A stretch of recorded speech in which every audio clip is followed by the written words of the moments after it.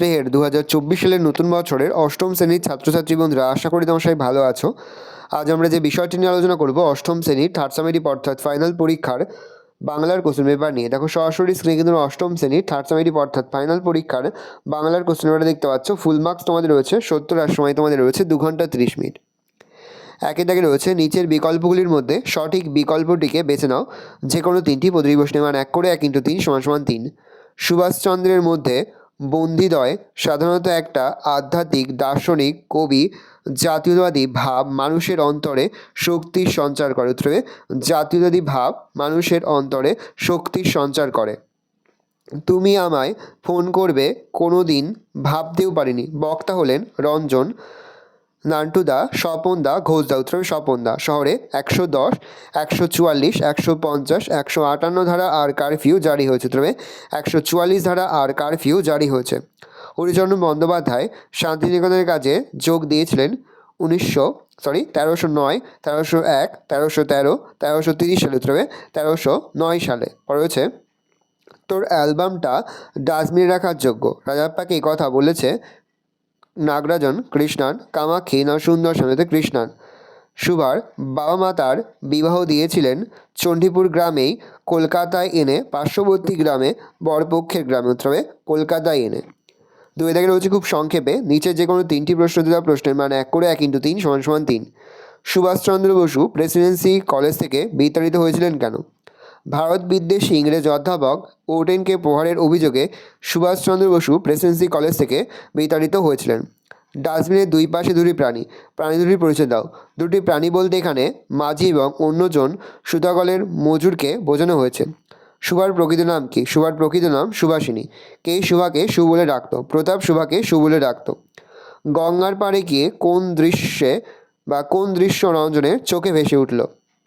ব্যথিত মন নিয়ে গঙ্গার পাড়ে গিয়ে রঞ্জন দেখেছিল জলের ছোট্ট ছোট্ট ঢেউ, দূরে নোঙর করা কয়েকটা ছোট বড় জাহাজ, অনেকগুলো নৌকা, ফেরি স্টিমার রয়েছে। ব্যাপারটা কি হলো বুঝতে একটু সময় লাগলো সমর্থকদের। এখানে কোন ব্যাপারটার কথা বলা হয়েছে? যুবভারতী ক্রীড়াঙ্গনে রঞ্জন সরকারের ব্যাগভলিতে করা গোলের বিষয়টি বুঝতে একটু সময় লেগেছিল দর্শকদের।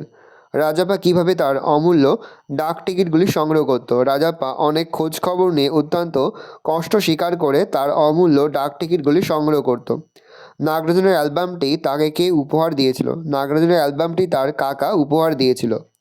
তিনি দেখে রয়েছে নিচে যে কোনো দুটি প্রশ্নের উত্তর নিজের ভাষায় লেখো। প্রশ্নের মান 2 করে 2 × 2 = 4। হঠাৎ ডাস্টবিনটা একটু নড়ে উঠল। ডাস্টবিন নড়ে ওঠার অব্যাহতির পরে কী দেখা গেল? দুটো রাস্তার সংযোগস্থলে একটি ডাস্টবিন পড়েছিল। সেই ডাস্টবিনের কাছে আশ্রয় নেওয়ার সময় স্পষ্ট বোঝা যায় আর একজন মানুষ সেখানে আছে। তখন একে অন্যের প্রতি সন্দেহ করে। প্রথমে মনে হয় নিশ্চয়ই কোনো চতুষ্পদ প্রাণী এখানে আছে। এক সময় খানিকটা ভয় ও কৌতূহলের সঙ্গে দেখা যায় ওপাশ থেকে আর একজন মানুষ একই ভয় ও আতঙ্ক নিয়ে অন্যজনকে বোঝার চেষ্টা করছে। সুতরাং আদাব গল্পে ভীতবোধ একটি পরিবেশ তৈরি করার জন্যে লেখক ডাস্টবিন নড়ে ওঠার প্রসঙ্গকে গুরুত্ব দিয়েছে। হরিচরণ বন্দ্যোপাধ্যায়ের প্রতি প্রাবন্ধিক হীরেন্দ্রনাথ দত্ত তার অনুরাগ কীভাবে ব্যক্ত করেছেন তা বিশদভাবে আলোচনা করো। প্রাবন্ধিক হীরেন্দ্রনাথ দত্ত ব্যক্তিগতভাবে হরিচরণ বন্দ্যোপাধ্যায়ের কাছে নিজেকে অনেক ঋণী বলে মনে করেছেন। প্রাবন্ধিক খুব কাছের থেকে তাকে দেখার সৌভাগ্য অর্জন করেছিলেন। গ্রন্থাগারের ছোট একটি ঘরে হরিচরণবাবু থাকতেন। তখন বঙ্গীয় শব্দকোষ গ্রন্থের প্রকাশনার কাজ শুরু হয়নি, যদিও গ্রন্থ লেখার কাজ সমাপ্ত হয়ে গিয়েছে। জীবনের সবথেকে মহার্ঘ কর্ম তিনি সমাপ্ত করেছেন। প্রাবন্ধিকের মতে তিনি একজন প্রসন্নচিত্ত ও সাধক মনের মানুষ ছিলেন, আর এই জন্য অকৃত্রিম পরিশ্রমের ফসল স্বরূপে ভবিষ্যতের হাতে তুলে দিয়েছেন বঙ্গীয় শব্দকোষ এর মতো এই মহামূল্যবান সম্পদ। ঠিক 1 বছর আগের ঘটনা। 1 বছর আগে কোন ঘটনা ঘটেছিল? ঠিক 1 বছর আগের ঘটনা বলতে ক্লাবের সম্পাদক ও কোচ কীভাবে দল গঠন করবে সেই আলোচনা করার কথা বলা হয়েছে। তারা 1 বছর আগেও জানতে চেয়েছিল দলে কারা কারা থাকবে। রঞ্জন সরকার উপলব্ধি করতে পারে 1 বছর আগেও তাকে ক্লাব কতখানি গুরুত্ব দিত। চারে দাগে রয়েছে নিচের যে কোনো দুটি প্রশ্নের উত্তর নিজের ভাষায় লেখো। প্রশ্নের মান 5 করে, 5 গুণ 2 সমান সমান 10। প্রথম, সুভার সঙ্গে মনুষ্যতর প্রাণীর বন্ধুত্ব কেমন ছিল তা লেখো। খুবই গুরুত্বপূর্ণ একটা প্রশ্ন। দেখে নাও, আমি আর উত্তরটা মুখে বলছি না, আমি আস্তে আস্তে স্ক্রল ডাউন করছি। তোমরা কিন্তু অবশ্যই ভিডিওতে থামিয়ে বা স্ক্রিনশট নিয়ে কিন্তু সম্পূর্ণ তোমাদের খাতাতে নোট ডাউন করে নেবে। ভালো করে দেখে নাও। পরের প্রশ্ন, এত দুঃখ এত ব্যথা সে কোথাও পায়নি। এই দুঃখ যন্ত্রণার দিনে কিভাবে অতীতের সুন্দর দিনগুলির কথা রঞ্জনের মনে এসেছে। ভালো করে উত্তরটা দেখে নাও। পরের প্রশ্ন, রাজাপ্পার চোখ জলে ভরে গেল। কোন পরিস্থিতিতে রাজাপ্পার চোখ জলে ভরে উঠল? খুবই গুরুত্বপূর্ণ একটা প্রশ্ন, দেখে নাও। এই প্রশ্নটি কিন্তু এই বছরের জন্য খুবই গুরুত্বপূর্ণ। ভালো করে উত্তরটা দেখে নাও। অ্যাক্সেস কল ডাউন করছি, তোমরা কিন্তু অবশ্যই ভিডিওকে থামিয়ে বা স্ক্রিনশট নিয়ে কিন্তু সম্পূর্ণ তোমাদের খাতাতে নোট ডাউন করে নেবে। কোথাও লিখতে বা বুঝতে কোনো রকম অসুবিধা হয় তাহলে কিন্তু নির্দ্বিধায় কমেন্ট সেকশনে কমেন্ট করে জানাতে একদমই ভুলবে না। বা তোমরা এখান থেকেই তোমরা কিন্তু প্রশ্নের উত্তরটা পড়ে নেবে। পরে হচ্ছে 5 দাগে নিচের বিকল্পগুলির মধ্যে সঠিক বিকল্পটিকে বেছে নাও। যে কোনো তিনটি প্রতিটি প্রশ্নের মান 1 করে 1 × 3 = 3। আগামীকালের আশ্বাস রুটি ভাত কাপড় দিয়ে কি আজ বাঁচা যায়? উত্তর হবে রুটি দিয়ে কি আজ বাঁচা যায়। ছোট্ট একটা তুক করে বাইরেটা বদলে দাও, পাল্টে দাও, ঘুরিয়ে ধসিয়ে দাও। উত্তর হবে বদলে দাও। গাছগুলো নদীর জলে গা ধুয়ে স্নান করে পাতা ধুয়ে শিকড় ধুয়ে আসুক। উত্তর হবে স্নান করে আসুক। মাসি পিসির বাড়িতে অনেকগুলো পেট, কিন্তু রোজগার সামান্য 2 মুঠো 1 মুঠো অতি অল্প। উত্তর হবে 1 মুঠো। লোকটা জানলই না কবিতায় আলাদিনের আশ্চর্য প্রদীপ বলা হয়েছে লোকটার বুদ্ধিকে হৃদয়কে চেতনাকে না দৃষ্টি। উত্তর হবে হৃদয়কে। 6 দাগে রয়েছে খুব সংক্ষেপে নিচের যে কোনো তিনটি প্রশ্ন দেওয়া প্রশ্নের মান 1 করে 1 × 3 = 3। মানুষ পরাধীন হয় কখন? একজন মানুষ যখন অন্যের দ্বারা প্রধানত তখন সে পরাধীন। কখনো প্রতিষ্ঠানের দ্বারা, রাষ্ট্রের দ্বারা, কখনো বা অন্য দেশের দ্বারা। যখন আমরা আমাদের সার্বভৌম ক্ষমতা হারিয়ে ফেলি তখন আমরা পরাধীন, অর্থাৎ অন্যের অধীন হলে তাকে পরাধীন বলা হয়। কারা সাত ঝামেলা জোটায়? মাসি পিসি সাত ঝামেলা জোটায়। কবিতায় লোকটির 2 আঙুলের ফাঁক দিয়ে কী খসে পড়ল? কবি সুভাষ মুখোপাধ্যায় জানিয়েছেন, লোকটা জানলই না কবিতায় লোকটার 2 আঙুলের ফাঁক দিয়ে কখন খসে পড়ল তার জীবন। আলাদিনের আশ্চর্য প্রদীপ আসলে কি? আলাদিনের আশ্চর্য প্রদীপ রূপকথার বিচিত্র জগৎকে মনে করিয়ে দেয়। এখানে অবশ্য এই কথার মাধ্যমে হৃদয়ের সুখ আনন্দ শান্তিকেই বোঝানো হয়েছে। ঘুরে দাঁড়াও কবিতায় কবি বাইরেটা কীভাবে পাল্টে দেওয়ার কথা বলেছেন। ঘুরে দাঁড়াও কবিতায় কবি বাইরেটা ছোট্ট একটা তুক করে পাল্টে দেওয়ার কথা বলেছেন। 6 দাগে রয়েছে নিচে যে কোনো দুটি প্রশ্নের উত্তর নিজের ভাষায় লেখো। প্রশ্নের মান 2 করে, 2 গুণ 2 = 4। ছোট্ট একটা তুক করে বাইরেটা পাল্টে দাও। বাইরেটায় কী ধরনের বদল ঘটবে বলে কবি আশা করেন? সেই কাঙ্ক্ষিত বদল ঘটলে জীবন কীভাবে অন্যরকম হবে বলে কবি মনে করেন? কবির আশা ও কবি প্রণবেন্দু দাশগুপ্ত মনে করেন, মানুষ যদি একবার ঘুরে দাঁড়াতে পারে, যদি সে বাইরের জগৎটাকে তুক করে ফেলতে পারে, তাহলে সাইকেল রিক্সাগুলো শেষ দিয়ে বনে বনান্তরে চলে যাবে। কাদা ভর্তি রাস্তা উঠে পড়বে ছায়াপথের কাছাকাছি। সবুজ শ্যামল স্নিগ্ধ গাছগুলি নদীর জলে স্নান করে আসবে। জেগে উঠবে উপান্তরের শহরতলি। সেই কাঙ্ক্ষিত বদল ঘটলে মানুষ ইচ্ছে মতো সব কিছুকে পরিবর্তন করে দিতে পারবে। শুধু নিজেকে নয়, প্রকৃতি, জীবন ও সমাজ জীবনকেও সে বদলে দিতে পারবে। আর তখন সেই মানুষের সংস্পর্শে সব কিছু দ্রুত পরিবর্তন হবে। লোকটা জানল না পংক্তিটি দুবার কবিতায় আছে। একই পংক্তিটি একাধিকবার ব্যবহারের কারণ কী? কবি সুভাষ মুখোপাধ্যায় একটি মানুষের অকালে নিঃশেষ হওয়ার সংবাদ যাপন করে জানিয়েছেন, লোকটা জীবনের প্রকৃত অর্থ, বেঁচে থাকার সার্থকতা এইসব কিছু জানল না। ফলে তার কড়ি গাছে কড়ি হলো ঠিকই, কিন্তু হৃদয়ের কোনো খবর সে পেল না। এই কথাটুকু অত্যন্ত গুরুত্ব সহকারে বোঝানো লোকটা জানল না পংক্তিটি একাধিকবার ব্যবহৃত হয়েছে। মাস মাইনের হিসেব তো নেই। মাস মাইনের হিসেব নেই কেন? মাস মাইনের হিসেব না থাকার কারণ ও যে মানুষ সারাক্ষণ কর্মে ব্যস্ত থাকে, জীবন জীবিকা নিয়ে অত্যন্ত সংকটে থাকে, সেই মানুষের জীবনে মাস মাইনের হিসেব না থাকায় স্বাভাবিক। এরা প্রতিদিন একই কর্মের বন্ধনে আবদ্ধ থাকে। সে জীবনে কোনো আড়ম্বর নেই। শ্রমজীবী দরিদ্র লাঞ্ছিত মানুষরা সারাদিন কর্মে ধর্মে একাত্ম থাকে, সুতরাং তাদের কাছে মাস মাইনের কোনো গুরুত্ব নেই। 8 দাগে রয়েছে নিচে যে কোনো দুটি প্রশ্নের উত্তর নিজের ভাষায় লেখো। প্রশ্নের মান 5 করে, 5 গুণ 2 = 10। প্রথম খুবই গুরুত্বপূর্ণ একটা প্রশ্ন, আগামীকালের রুটি দিয়ে কি আজ বাজা যায়? এখানে আগামীকাল আর আজ বলতে কি বোঝানো হয়েছে? প্রথম পয়েন্ট করবে আগামীকাল, প্রথমে আগামীকালটা লিখবে, ভালো করে দেখে নাও। তারপরের পয়েন্ট করবে আজ, ভালো করে দেখে নাও পয়েন্ট দুটো। পরের প্রশ্ন, মাসি পিসি কবিতায় এই মাসি পিসি কারা?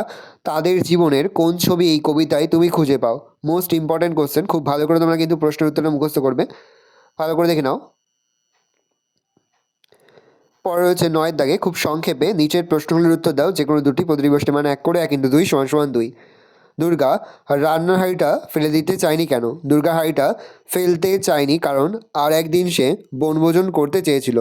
সর্বজয় দুর্গা কোথায় কী তুলতে গিয়েছিল? সর্বজয় দুর্গা জামতলায় কচু শাক তুলতে গিয়েছিল। ঔষধ হিসেবে দুর্গা কী খেত? ঔষধ হিসেবে দুর্গা নিম চাল সিদ্ধ খেত। 10 দাগে রয়েছে নিচে যে কোনো একটি প্রশ্নের সংক্ষিপ্ত উত্তর, প্রশ্নের মান 3। সেদিন আশ্চর্য ব্যাপার ঘটেছিল। আশ্চর্য ব্যাপার কী ছিল? এক বুড়ো বাঙালি মুসলমান একটা বড় রংচঙে কাঁচ বসানো টিনের বাক্স নিয়ে খেলা দেখাতে এসেছিল।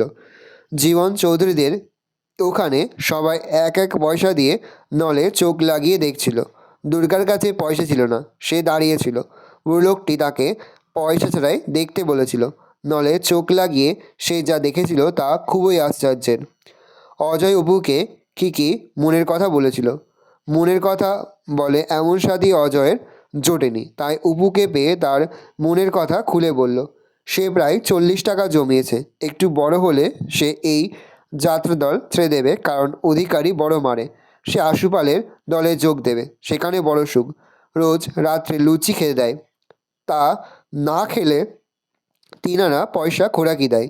এই দল ছাড়লে সে আবার অপুদের বাড়ি আসে। 11 দাগে রয়েছে নিচের যে কোনো একটি প্রশ্নের উত্তর নিজের ভাষায় লেখো, প্রশ্নের মান 5। মহাভারতের সমস্ত চরিত্রের মধ্যে অপুর কর্ণের চরিত্র বড় ভালো লাগে কেন? উত্তরটা দেখে নাও, খুবই গুরুত্বপূর্ণ একটা প্রশ্ন, ভালো উত্তরটা দেখে নাও। পরের প্রশ্ন, বাবার সঙ্গে অপুর কুঠির মাঠ দেখতে যাওয়ার অভিজ্ঞতাটি লেখো। কুঠির বাড়ি বলতে তুমি কি বোঝো? ভালো করে দেখে নাও উত্তরটা। প্যারা চেঞ্জ করে লিখবে, কুঠির বাড়ি বলতে আমি কি বুঝি বা তুমি কি বোঝো, ভালো করে দেখে নাও। 12 দাগে রয়েছে নিচের বিকল্পগুলির মধ্যে সঠিক বিকল্পটিকে বেছে নাও, যে কোনো 5টি, প্রতিটি প্রশ্নের মান 1 করে, 1 × 5 = 5। তোকে নিয়ে আর পারি না নির্ণয়ক অংশটি হলো বিশ্ববিষণ অব্যয় না ক্রিয়া? উত্তর অব্যয়। ক্রিয়ার মূলকে বলে ধাতু। আপনাদিগের চলিত ভাষার রূপটি হলো আপনাদের। সাধু ভাষা আরেকটি প্রধান বৈশিষ্ট্য হলো সমাসবদ্ধ পদের প্রয়োগ বাহুল্য। নিচের কোন বাক্যটি ব্যাকরণগতভাবে ভুল? এখন অন্ধকার হইয়া এসেছে। ওদেরকে এর সাধু ভাষার রূপটি হলো উহাদিগকে। তারা দেখে রয়েছে নিচের সাধু গদুরীকে চলিত ভাষায় রূপান্তর করো। একদা আরব জাতির সহিত মুরদিগের সংগ্রাম হইয়াছিল। একদা আরব জাতির সঙ্গে মুরদের সংগ্রাম হয়েছিল। 14 দাগে রয়েছে নিচের প্রশ্নগুলির সংক্ষিপ্ত উত্তর দাও, যে কোনো 3টি, প্রতিটি প্রশ্নের মান 1 করে, 1 × 3 = 3। সন্ধি ও সমাসের একটি পার্থক্য লেখো। সন্ধি ও সমাসের একটি পার্থক্য হলো সন্ধিতে বিভক্তি লোপ পায় না, কিন্তু সমাসে অধিকাংশ ক্ষেত্রে পূর্বপদের বিভক্তি লোপ পায়। সমাস শব্দটি সাধারণ অর্থ লেখো। সমাস শব্দটির সাধারণ অর্থ হলো সংক্ষিপ্ত করা। ক্রিয়া বিভক্তি কাকে বলে? কাল বা পুরুষ অনুসারে যে ধ্বনি বা ধ্বনিগুচ্ছ ধাতুর সঙ্গে যুক্ত হয়ে ক্রিয়াপদ গঠন করে, সেই ধ্বনি বা ধ্বনিগুচ্ছকে ক্রিয়া বিভক্তি বলে। চলযুক্ত এই চলি, এখানে চল ধাতুর সঙ্গে হর্ষই ক্রিয়া বিভক্তি যুক্ত হয়েছে। লিখ পদগুলির ব্যাসবাক্য সহ সমাসের নাম লেখো। প্রেত ছায়া, প্রেতের ছায়া। সম্বোধন তৎপুরুষ। ছাল বাকল, ছালু বাকল, দ্বন্দ্ব সমাস। পরে রয়েছে 15 দাগে, নিচের যে কোনো একটি বিষয় অবলম্বন করে প্রবন্ধ রচনা করো। প্রশ্নের মান 6। প্রত্যেক জীবনী বিজ্ঞান, দেশ গঠন ও ছাত্র সমাজ, বিদ্যালয় জীবনে খেলাধুলার ভূমিকা, বিজ্ঞান মনস্কতা ও কুসংস্কার, 4টিই কিন্তু মোস্ট ইম্পর্টেন্ট। পরে হচ্ছে পত্র রচনা করো। হাসপাতালের সামনে জোরে মাইক বাজানো অমার্জনীয় অপরাধ, এই মর্মে সচেতনতা গড়ে তুলতে সংবাদপত্র চিঠি লেখো। ভালো করে চিঠি দেখে নাও, লেখা শুরু করবে। শ্রদ্ধেয় সম্পাদক সমীপেশু, দৈনিক সুখবর পত্রিকার নাম আর ঠিকানা দেবে। বিষয়, হাসপাতালের সামনে মাইক বাজানোর বিরুদ্ধে প্রতিবাদী পত্র। সশ্রদ্ধ নিবেদন বলে কমা দিয়ে শুরু করবে। আমি বিরাটি অঞ্চলের বাসিন্দা, তোমার যেখানে বাসিন্দা সেই বাসিন্দা দেবে। আমার বাসস্থানের 500 মিটারের মধ্যে রয়েছে বিআরটি মিউনিসিপ্যাল হসপিটাল। তোমরা তোমাদের হসপিটালের নাম লিখবে। অত্যন্ত দরিদ্র মানুষরা এখানে চিকিৎসা করাতে আসে। এই হসপিটালের পাশে বেশ কয়েকটি চায়ের দোকান, 2টি হোটেল ও দাদাভাই বিরিয়ানির দোকান তৈরি হয়েছে। এই দোকানগুলি থেকে উচ্চস্বরের মাইকের শব্দ ভেসে আসে। এর ফলে যারা হার্টের পেশেন্ট তাদের যন্ত্রণার শেষ নেই। আমরা স্থানীয় মানুষজন অনেক অনুরোধ করেও বিষয়টি সমাধান করতে পারিনি। শুধু তাই নয়, রীতিপ্রধানের হুমকিও আমরা শুনেছি। আপনার সর্বাধিক প্রচারিত সংবাদপত্রের মাধ্যমে পুলিশ প্রশাসনের নজরে এই বিষয়টি আনতে চাই। আশা করি এই বিষয়টির গুরুত্ব বিবেচনা করে আমার এই পত্রটি প্রকাশ করে বাধিত করবেন। নমস্কারান্তে তোমরা তোমার নাম লিখবে, আর এদিকে তোমরা তোমার ঠিকানা আর যে ডেটে তোমরা চিঠি লিখছো সেই ডেটটা কিন্তু বসাবে। অথবা আরও একটি পত্র রচনা রয়েছে। তোমার অঞ্চলে যত্রতত্র আবর্জনা স্তূপ, সংশ্লিষ্ট কর্তৃপক্ষের দৃষ্টি আকর্ষণ করে একটি বহুল প্রচলিত সংবাদপত্রের সম্পাদককে চিঠি পাঠাও। ভালো করে দেখো, সেমভাবে তোমরা এই চিঠিটা লিখবে। আগেরটা যেভাবে লিখেছো সেমভাবেই তোমরা কিন্তু এই চিঠিটাও লিখবে। ভালো করে দেখে নাও। এই রয়েছে টোটাল তোমাদের থার্ড সামেটিভ অর্থাৎ ফাইনাল পরীক্ষার অষ্টম শ্রেণীর বাংলার কোশ্চেন পেপার। হয়তো তোমার কোশ্চেন পেপারটা দেখে নাও। আশা করি ভিডিওটা ভালো লেগেছে। ভিডিওটা ভালো লাগলে ভিডিওকে লাইক করতে গেলে ভুলবে না। আর আমার চ্যানেল নতুন হওয়া লাল কালার সাবস্ক্রাইব প্রেস করে পাশে বেল আইকনটা প্রেস করো, যখন নতুন কোনো ভিডিও আপলোড করি সবার ফার্স্ট নোটিফিকেশন তোমরা পেয়ে যাও। আর এই ভিডিওটি তোমার বন্ধু বান্ধবী আত্মীয়স্বজন সবার মধ্যে কিন্তু অনেক অনেক শেয়ার করে, যারা এবছর অষ্টম শ্রেণীতে পড়ছে। আমরা কিন্তু ইতিমধ্যেই অষ্টম শ্রেণীর প্রতি বিষয়ে সিলেবাস, প্রশ্নকার এবং নমুনা প্রশ্নপত্র কিন্তু আপলোড করে দিয়েছি তোমাদের এখনও পর্যন্ত। সেই ভিডিওগুলো না দেখে থাকো, ভিডিওগুলো কিন্তু তাড়াতাড়ি দেখে নাও। তোমাদের সকলকে জানাই আগাম পরীক্ষার অনেক অনেক শুভেচ্ছা এবং অভিনন্দন। একেবারে ভিডিও শেষে স্ক্রিনে তোমরা একটা প্লেলিস্ট দেখতে পারবে, তারপরে ক্লিক করলে সমস্ত ভিডিওগুলো কিন্তু তোমরা পর দেখে নিতে পারবে। কোনো প্রশ্নের উত্তর লিখতে বা বুঝতে যদি কোনো রকম অসুবিধা হয় তাহলে কিন্তু নির্দ্বিধায় কমেন্ট সেকশনে কমেন্ট করে জানাতে একদমই ভুলবে না। ভালো তোমরা কোশ্চেন দেখে নাও।